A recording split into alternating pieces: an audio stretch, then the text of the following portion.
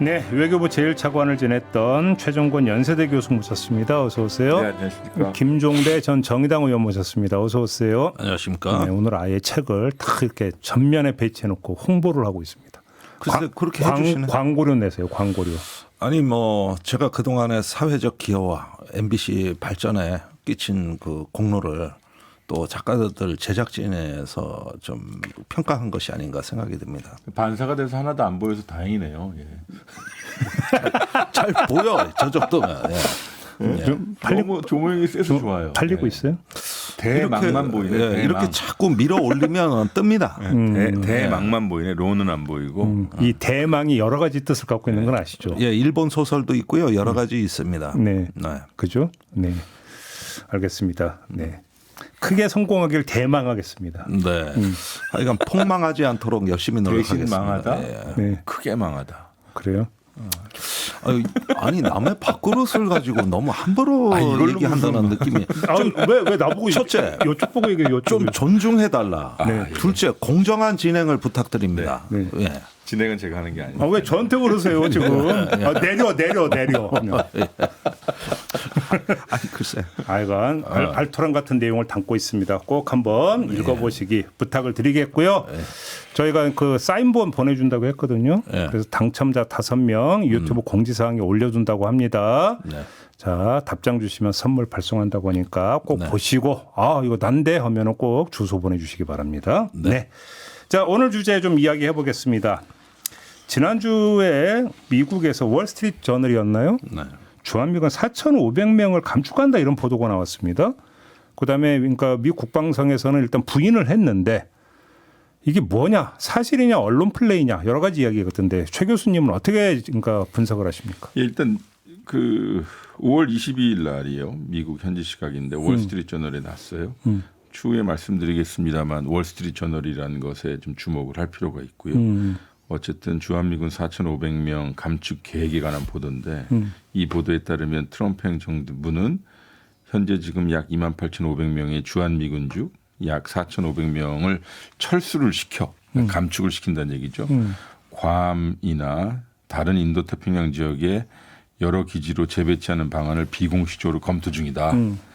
그리고 북한 대응 전략의 일환으로 고려되고 있다라는 소위 사주기 붙었어요. 뭐 우리 국방부, 대한민국 국방부는 그 다음 날 공식 입장을 냈는데 미국과 주한 미군 감축에 대한 어떠한 논의도 진행된 바 없다고 하였고 미국 펜타곤 역시도 같은 입장입니다. 뭐 그러나 그 후속 보도 등등을 보면 이 계획은 트럼프 대통령에게 공식 보고되지 않았고 다양한 아이디어 중 하나로 논의되고 있는 것으로 알려졌는데 뭐 좀 두고 봐야 되겠죠. 아이디어로 논의되고 있다는 것은 국방성 내부 차원에서 검토는 하고 있다는 얘기가 되는 겁니까? 예, 그 얼마 전에 이제 우리가 방송에서 다룬 게 헤그세스 국방장관의 임시 국방 지침이라는 거를 우리 방송에서 다루지 않았습니까? 그게 이제 전 세계적인 미군의 배치와 규모를 재검토한다는 뜻이고, 그다음에 인도 태평양에서는 그 뭐 북한으로부터의 뭐 한국 방어나 이런 임무가 아니라 미군은 중국 견제에 집중해야 된다. 이런 방향으로 검토 지시가 내려갔다. 요게 우리가 방송에서 다룬 내용이죠. 맞아요. 그러니까 지금의 보도는 거의 연장선에서 봐야 되는 거고 재검토는 이미 미 국방부가 저기 얼마 전부터 상당히 강도 높게 어떤 획기적인 변화를 준비하고 있다. 이런 어떤 맥락에서 봐야 되겠습니다. 그러던 터에 이 보도가 나왔기 때문에 중요한 것이지. 이게 뜬금없이 나오면은 사실은 이렇게 부인하면은 넘어갈 일이지만 전 그렇게 보지 않아요. 그리고 저희가 이런 경험을 한번 좀 반추해 볼 필요가 있는데 이런 식으로 미국이 어떤 미군 규모를 감축을 하고 성격을 변환시키는 가장 획기적인 어떤 변화가 있었던 때가 노무현 대통령 시절입니다. 그때 리처드 롤리스라는 동아태 담당 차관보가 한국에 와가지고 3만 7천 명이던 미군을 2만 8천 명으로 감축하겠다고 일방적으로 통보했어요. 그때 신생 노무현 정부가 쓰자마자 6월에 통보를 한 거거든요. 2월에 말에 정권이 출범하고. 이건 뭐 난데없이 날벼락 같이 왔는데 물론 그런데 그 전에 GPR이라고 하는 전 세계 미국의 기지 체계 재검토를 한다는 게 발표가 나왔었거든요. 그렇죠. 그러고 나니까 얼마 있다 감축 통보가 온 거거든요. 지금 진행되는 맥락이 유사합니다. 그래서 저는 이런 추세라면은 이제 대선이 끝나고 차기 정부가 출범했을 때 얼마 있으면은 통보가 올 가능성도 있다. 물론 그 우크라이나 전쟁 양상을 좀 봐야겠습니다만은 상당히 그 배제할 수 없는 가능성이라고 봐요. 우리 의원님께서 말씀하셨지만 우리 지난 한 달간 미국발 여러 움직임을 이 방송에서 다루었는데 우리는 지금 뭐 다음 주가 대선이기도 하고 또 탄핵 뭐 국면이어서 아무래도 국내 중심적 언론 사이클이 있었는데요. 우리 의원님께서 말씀하셨다시피 지금 몇 가지 점들을 연결해 보면 이 기사가 놀랍지 않아요. 똑같은 의견인데, 그러니까 언급하셨던 일이 5월 1일 날 발생했어요. 뭐냐면 미 헥세스 국방장관이 임시 국가 방위 전략을 발표했는데 이때 세 가지 지점을 강조해요. 미국 본토 방어가 우선이다. 뭐 이건 당연한 거고 두 번째는 중국을 견제해야 한다. 세 번째가 동맹의 방위 부담을 증대시켜야 된다.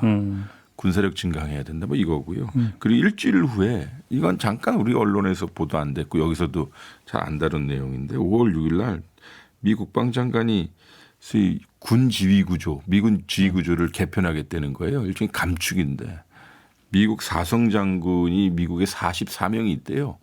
그중에 20%인 8명에서 9명을 감축하겠다는 거예요. 오, 많이 감축이네 그러면. 그리고 삼성 장군도 한 10명, 아니 10% 감축하겠다는 거예요. 엄청나죠. 그러면 이게 무슨 뜻이냐면 중복 지휘에 있는 구조들을 제거하겠다는 거고, 결국은 회사를 치면 구조조정하겠다는 거예요.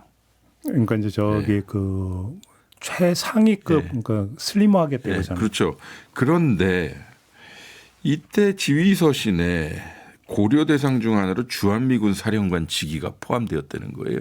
뭐 아시다시피 주한미군 사령관은 그러니까 4스타고 포스타죠. 주일미군 사령관은 3스타입니다. 그러니까 뭐 별로 따지면 여기가 더 높은 데인데. 그리고 세 번째로요. 미국이 이제 예산을 통과시킬 때마다 국방수권법이라는 그러니까 매년 통과시켜요. 그렇죠. 트럼프 일기 때 하도 주한미군을 뺀다 감축한다는 이야기가 있으니 미국 민주당 주도의 의회에서는 국방수권법에 아예 28,500명 이하로 내려가면은 예산 통과시켜주지 않는다라고 했거든요. 근데 바이든 행정부 때는 이게 의무조항이 아니라 권고조항으로 바뀌어요. 왜냐하면 바이든 행정부가 이거 주한미군을 뺄 리가 만무하니까요. 그래서 권고조항으로 바뀌었는데 이게 계속 지금도 지속되고 있어요. 그러니까 듣자하니 트럼프 행정부에서는 권고조항이니만큼 언제든지 제도적으로 자기는 뺄 수 있다는 거예요. 그런데 지난주인가 지난주에 우리가 그 주한미군 사령관의 그 항공모함론, 한반도 항공모함론을 이야기했잖아요. 이거는 뭐냐면 주한미군 사령관으로서 주한미군의 역할을 변경은 하되 그 규모는 계속 유지하겠다라고 하는 이야기거든요. 그러니까 공개된 자료만 이렇게 연결을 하면 뭔가 좀 벌어지고 있는 것은 틀림이 없어요. 관련해서 그 최 교수가 이제 이런 말씀을 하신 적이 있어요. 이게 엄플 가능성이 있는데 백악관이나 펜타곤 엄플이 아니라 그 스타들의 엄플일 가능성. 내 자리 없어질까 봐 노심초사하는 스타들의 엄플 가능성을 제기하신 바가 있습니다. 예. 조금 전에 그러니까 별들의 어떤 이거를 슬림한다는 거 맥락에서 이제 나온 이야기가 되는 거잖아요. 제가 아까 모두 말씀에 월스트리트 저널에서 이 보도가 터졌다는 것을 주목할 필요 있다라고 얘기했는데 우리 의원님께서는 그 노무현 정부 때를 사례로 두셨지만 트럼프 일기 때도 비슷한 얘기가 있었어요. 뭐냐면 방위분담금 관련해서 독일 정부가 방위분담금을 인상 안 하려고 하니 독일에 배치되어 있는 미군 34,500명 중 약 12,000명을 빼겠다. 그리고 트럼프 행정부가 이것을 추진하고 있다라는 게 월스트리트 저널에 터진 거예요. 이게 그러니까 2000년도에 터진 거, 2020년도에 터진 건데. 그러니까 이게 비슷한 맥락이거든요. 아 이게 이런 거네. 그러니까 윤석열 정부 때 그 윤핵관 관련 단독을 많이 한 언론사가 있거든요. 네. 그런 거 비스무리한 그런 현상이네. 군핵관이나 특핵관. 그러니까. 그래서 월스트리트 저널과 미 펜타곤은 많이 이야기를 하나 봐요. 아. 왜냐하면 이군 관련 리크성 기사는 월스트리트 저널에 나는데 오. 이게 독일 건 제가 지금 방금 말씀드렸을 때 실제로 비공식 메모가 자꾸 월스트리트 저널에 유출되는 거예요. 펜타곤으로 하여금. 결국은 이게 뭐냐면 지금 인도 태평양 사령부 또는 주한미군 사령부 측이 감축 반대를 위한 역 언론 작전일 수도 있다는 거죠. 내 자리 없어질까봐 네. 노심초사하는 일부 스타들의 예. 언론 플레이일 가능성이 있다. 이걸 무산시키기 위한. 연글기 전에 터트리고 그러니까 결국에 펜타고의 정무라인은 대통령의 아메리카 퍼스트를 받아들여서 네. 미군 구조를 슬림화하고 야 주한미군에 사람이 많이 들어가 있으니 일부 빼자라는 걸 논의하는 거 있는데 소위 유니폼들은 안 돼 이러면 안 돼라고 하는 그런 갈등이 있죠. 네. 재미난 분석이네 이거는. 아니 이건 좀 중요한 부분인데 그 저도 자꾸 그 2003년 얘기를 하게 되는데 그쵸. 그때 그 통보가 왔을 때 말입니다. 리처드 롤리스 차관보가 왔을 때 뭐라 그랬냐면 청와대를 처음 찾아와서 이제 얘기를 했는데 이 주한미군 감축에 극비 계획이 있다. 이 사실은 부시 대통령, 럼스펠드 장관, 나 셋밖에 모른다. 이렇게 얘기하면서 미군 감축 얘기를 꺼내기 시작했어요. 즉 다시 말하면은 주한미군 사령관은 몰랐다는 얘기예요. 아, 그렇네 얘기 들어보니까. 그런데 이게 저기 그러면서 저기 협의가 들어가면서 국방부에 통보를 해줬거든요. 우리 국방부에. 그러니까 주한미군 사령관이 뒤통수를 맞은 겁니다. 진짜 몰랐던 거예요? 예, 그런데 그 해에 저기 한마디로 주한미군 사령부가 얼마나 비상사태였는가는 2005년 초에 그 이제 이라크 전쟁이 끝나고 주한미군 사령관 버웰벨이라고 있습니다. 예. 이게 합참지라고 미국에서 이제 분기별로 발표되는 그 개간지가 있는데 여기에 저기 장문의 인터뷰가 실리는데 주한미군 사령관에. 예. 아주 그 펜타곤과 부시 정부를 직격을 합니다. 군대란 전통적으로 육해공군과 해병대가 있는 거고 네. 이런 사관이 상호 조정하고 협조한 전투사령부가 있는 건데 무슨 군사 변혁이니 뭐니 뭐 하면서 멋모르는 자들이 말이지 함부로 군을 손대고 있다고 직격을 해버리거든요. 이 갈등이 2년이 간 거예요. 탁상 행정이다. 그렇죠.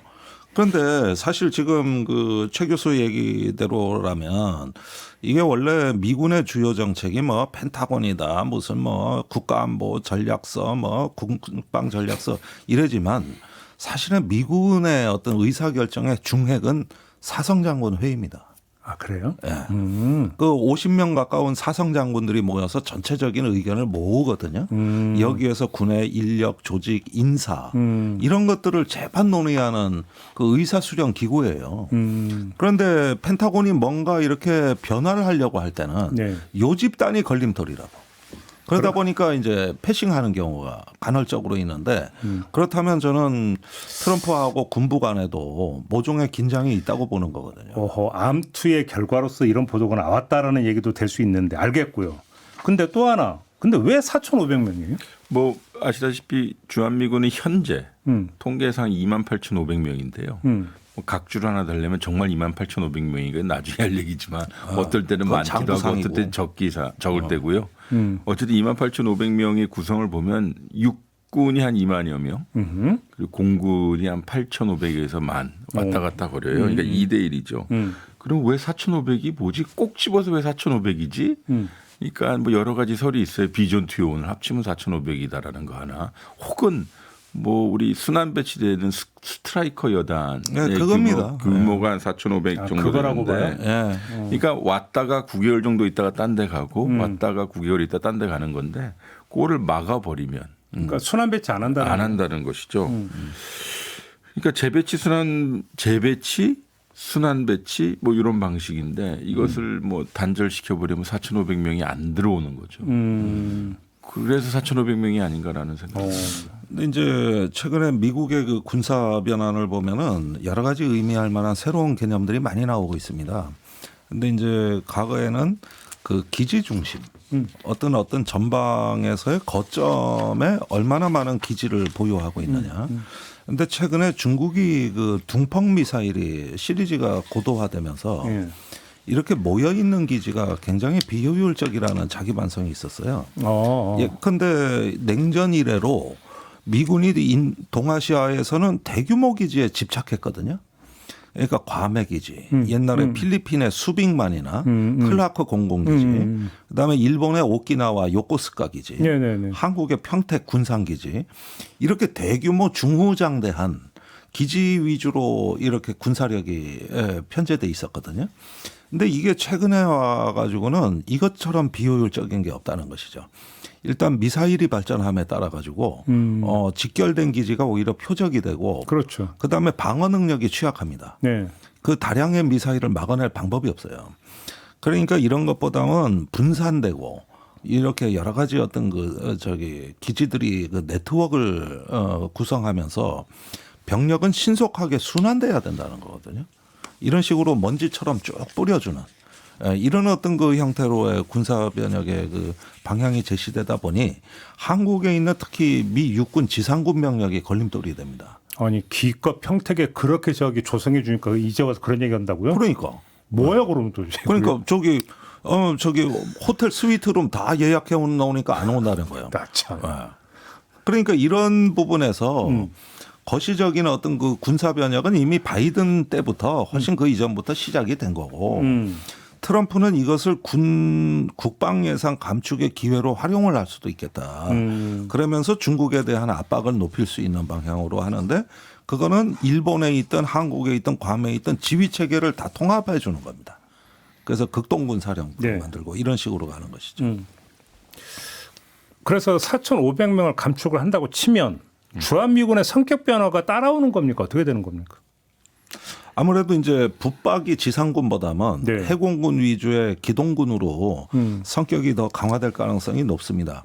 그런데 일단은 지금 이 주한미군이 전투사령부라고 하지만 사실상 그 한국에 있는 미 7공군은 인도태평양 사령부에서 지휘권을 갖고 있거든요. 또 그렇게 단지 육군에 배속된 거예요.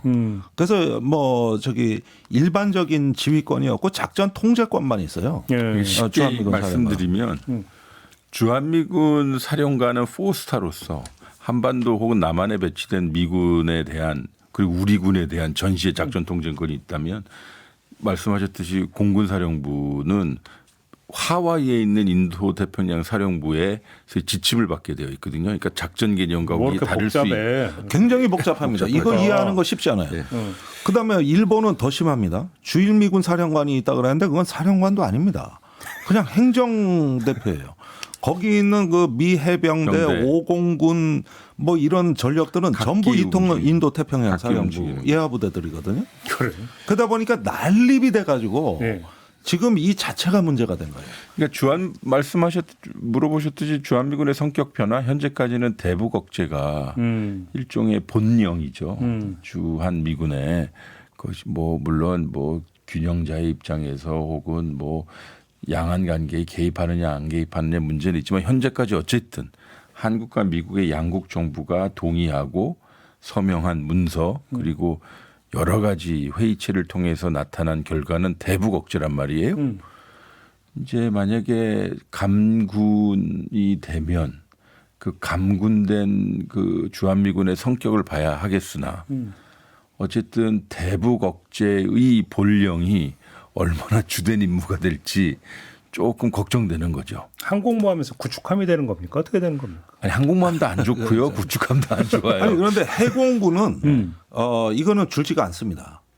주로 지상군 위주로 주니까 예컨대 항공모함은 비행기가 뜨는 거잖아요. 근데 조금 전에 김 의원님 그 이제 복잡한 지휘 체계 말씀에 따르면 객관화해서 보면 트럼프 입장에서는 지휘 체계 개편은 필요하긴 하겠네요. 예, 그게 이제 최근에 주일 미군하고 일본 자위대 간에 논의되고 있는 사항입니다. 그래서 한국하고 같이 이 문제를 통합하자. 이런 어떤 얘기가 돼 있는데 한국의 주한미군 사령관의 독특한 위상은 유엔군 사령부라는 어떤 모자입니다. 아, 유엔군이 또 있지. 그렇지. 예, 그래서 일본의 기지를 유엔군 사령부의 권위로 통제하거든요.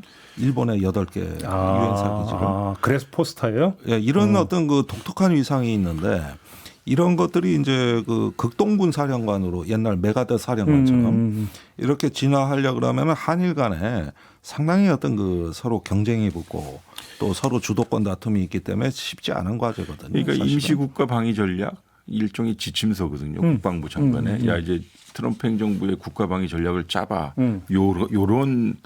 요러한 것들을 기조 삼아 해봐라고 하는 것인데 그 중에 하나가 중복 부대 없이 리더십을 최적화하려는 거니까 또 그 중에 거론된 게 주한미군 사령부라고 하니 이 부분은 분명히 소위 구조조정의 대상이 될 듯하고요. 그러면 그렇다면 실제로 지금 자 중간 정리라면 국방 펜타곤 안에서 지금 아이디어 차원에서 논의가 이제 시작이 된 상태에서 언론 플레이가 이루어졌다고 하면 그러니까 그게 사실이라고 쳐요.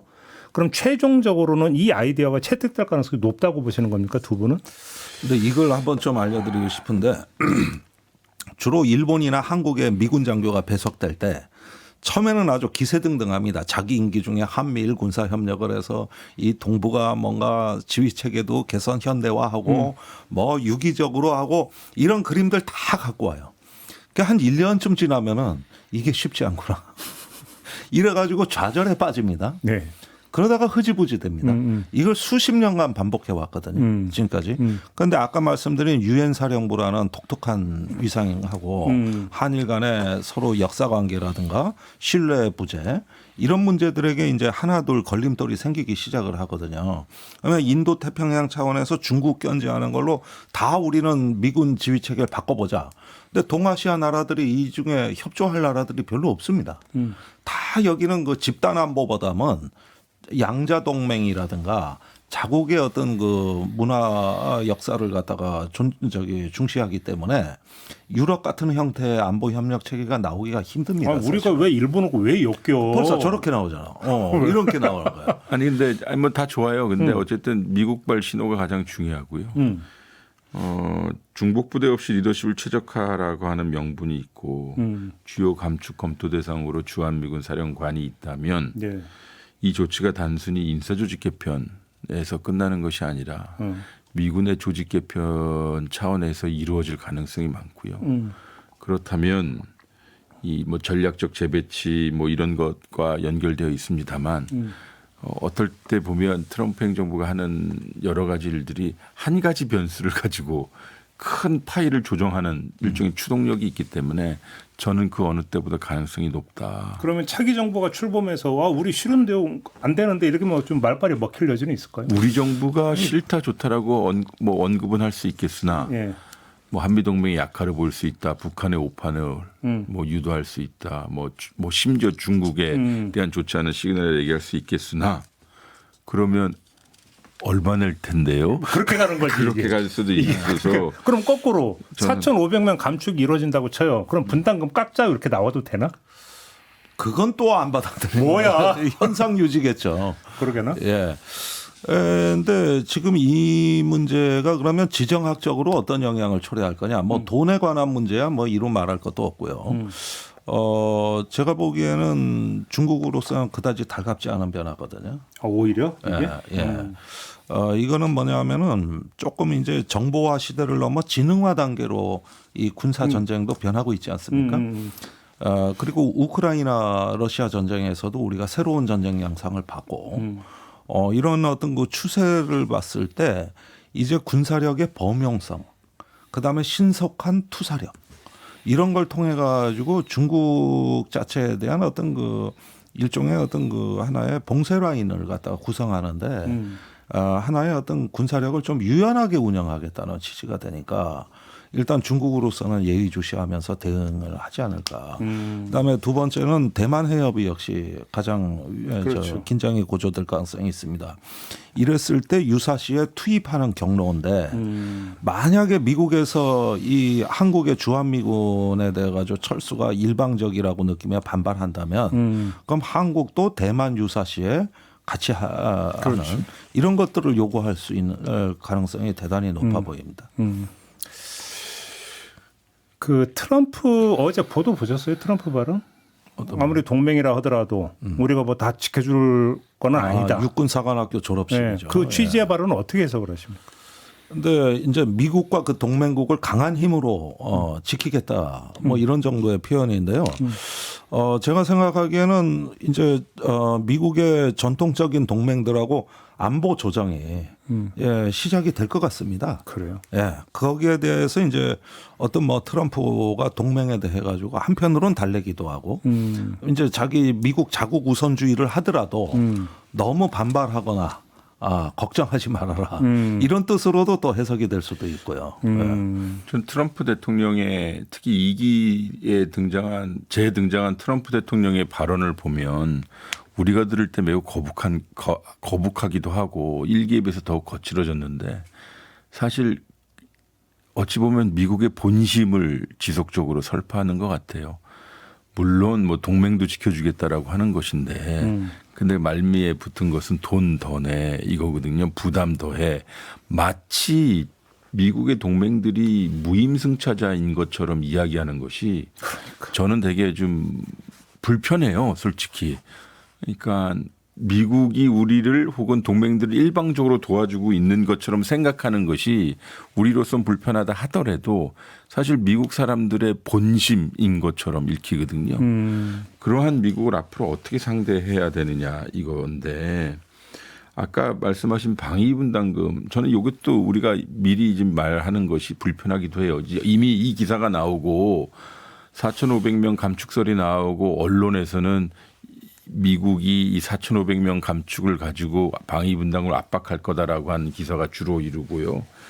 근데 우리가 먼저 방위분담금과 이 사안을 먼저 선제적으로 연계해서 이야기하는 것이 오히려 우리 향후에 펼쳐질 이런저런 협상에 안 좋을 것 같고요. 그런데 대선 후보 중에 그러신 분이 있습니다. 예, 그래서 말을 딱 그렇게 하시더라고요. 미측의 감축을 검토하는 그 동기를 일종의 소위 경영학적 관점에서 볼 것이냐. 그러니까 그 사람들이 조직을 슬림화하고 중복된 소위 임무를 단일화하고 이런저런 지정학적 여건에 맞춰서 경영의 효율성을 하려고 하는 거라면 방위분담금 협상에 있어서 우리는 더 당당하게 할 수 있는 거죠. 꾹 참고 기다렸다가 들어와 하면 되는 거거든요. 들어와. 예. 그래서 미군 지휘계통의 변화로 인한 것이라면 우리는 좀 더 묵묵히 대응하는 것이지. 그럼 니네 일이지 뭐. 먼저부터 그리고 이건 조금 파격적인 발언이고 아니 28,500명이라는 주한 미군이 일종의 정답은 아니거든요. 제가 그죠. 28,500명과 24,000명은 엄청나게 질적 차이가 있는 겁니까? 우리 입장에서 이걸 따져봐야 되는 거죠. 아니 그런데 지금 최 교수야 저렇게 말씀하시지만 이 주한미군 숫자에 대해서 우리나라 이 동맹주의자들이 갖고 있는 건 어떤 일종의 어떤 신뢰 수치처럼 이걸 절대시해 왔거든요. 지금까지. 아니 노무현 정부에 때 계셨습니다만 그때는 3만 명 단위였다가 지금은 28,500명이 된 거거든요. 그렇죠. 그때도 세상 끝나는 줄 알았어요. 사람들이 그렇죠. 이야기할 그러니까 그때 당시에는 일단은 중동으로 병력 수요가 쭉 빠져나갈 때거든요. 그런데 지금은 미국은 그런 식으로 어디 해외에 군사력 소요가 있어서가 아니라 자체적으로 어떤 비효율성을 얘기하면서 깎아나가고 있거든요. 근데 그때 당시에는 이라크로 가는 병력이었고 이라크 전쟁 끝나면 돌아온다 그래서 보내준 겁니다. 근데 안 돌아왔어요. 스트라이커 여단도 안 돌아왔고 오히려 빠져나갔는데 그 뒤에 지치고 힘든 미군이 돌아올 여력이 없었던 겁니다. 그 이라크 전쟁이 완전히 블랙홀이 됐거든요. 가출원권에 그러니까. 그렇습니다. 그래가지고 그게 그냥 공고화된 것이고 그 사이에 평택기지는 전 세계 미군 기지 중에 가장 규모가 크고 가장 현대화된 최첨단 기지를 줘준 것이죠. 이걸 하는데 한국 정부가 10조 원을 썼습니다. 94%의 비용을 댄 거죠. 그러니까. 이게 안 맞는 거지. 이게 서로 간에. 이렇게 되면은 얘기가 앞뒤가 안 맞는 거예요, 이게. 알겠습니다. 아무튼 오늘의 결론은 그거네. 우리가 안달복달할 이유가 전혀 없다. 예, 우리도 그만큼 어깨가 넓어졌고 예. 좀 때로는 무응답이 좋은 거예요. 협상의 주도권을 위해서라도 우리가 먼저 나서서 안달할 이유는 전혀 없다. 안달하는 분도 많고 동맹주의자 그런 대선 후보도 있습니다 지금. 네. 그래 왜 익명으로 얘기하는데? 아니 뭐 여기가 선거 또 알겠습니다. 공정파 중립성은 네. 우리 그 의원님이 그 TV 토론 팀장님이시거든. 네. 네. 권영국 후보에. 네. 그죠? 매일 날밤 새고 있습니다. 아 그래요? 네. 네. 더 이제 구체적으로 안 여쭤보겠습니다. 공정성을 위하여. 예. 아무튼 팀장님이십니다. 이 점만 강조하면서 안달하지 말자를 오늘의 결론으로 내리도록 하겠습니다. 두 분 수고하셨고요. 네. 저도 올라가겠습니다. 아 대망론 좋은 내용입니다. 꼭 사서 보시기 바랍니다. 아이고, 이제 좀 방송이 공정해졌나요? 좀 존중해 주시네. 정말 참 내가 이러면서 방송한다. 진짜. 그거 좀 인신 좀 씁시다 좀. 그러니까 했잖아 대망론. 할 때 좀 화끈하게 좀. 자 마무리해도 되죠? 예. 네, 마무리하겠습니다. 두 분 수고하셨고요. 저도 물러가겠습니다. 고맙습니다. 감사합니다.